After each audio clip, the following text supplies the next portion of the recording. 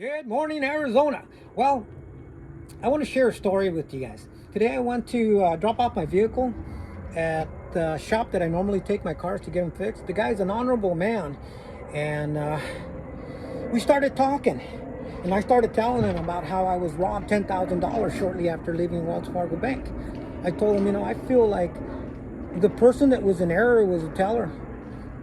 The person in the bank that spouted out the amount of money I was getting out of the bank at that time. I had a person follow me home and rob me.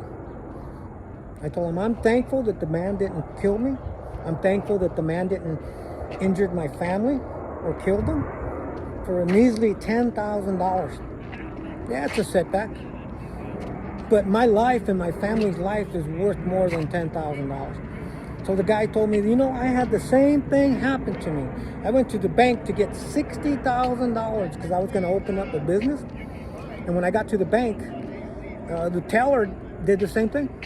Spouted out the amount of money that he was receiving.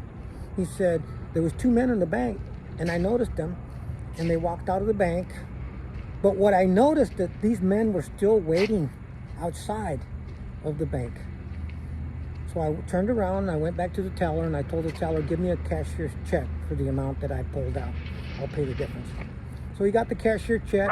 He said, and I thought I was being smart, Alec, by taking that check and just waving it in front of their faces. Well, the guys followed him home to his place of business. And he said several weeks later, he noticed there was two men with pistols in his business. They didn't spot him, but he spotted them. He said, well, so what I did is I flanked them. And I went behind one of them. I took a compressor and I struck him in the head. They took off.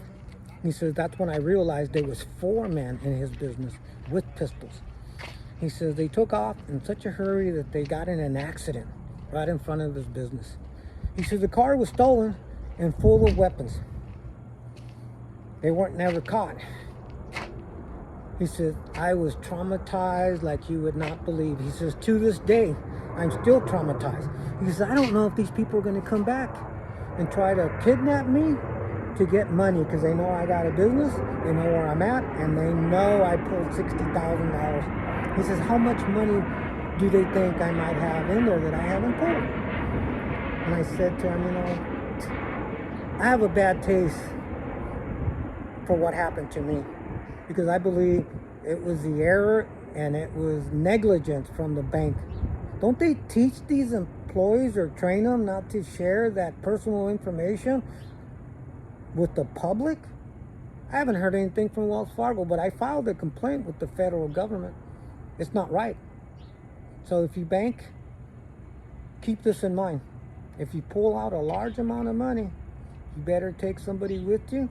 You better have a pistol on you to protect your property, but most of all, protect yourself, because these criminals are out to destroy in order to get ahead in life. And that if that means stealing other people's money, so be it. They know they're not going to get in trouble to the same degree if they ripped off a customer from the bank. But if you rip off a bank, that's when the FBI gets involved. And that's some serious shit. So, if you take out money, you're putting your life at risk. Nowadays, the streets are full of criminals that the Biden administration has allowed in our country. America is no longer a safe place, people. God bless you. Be safe.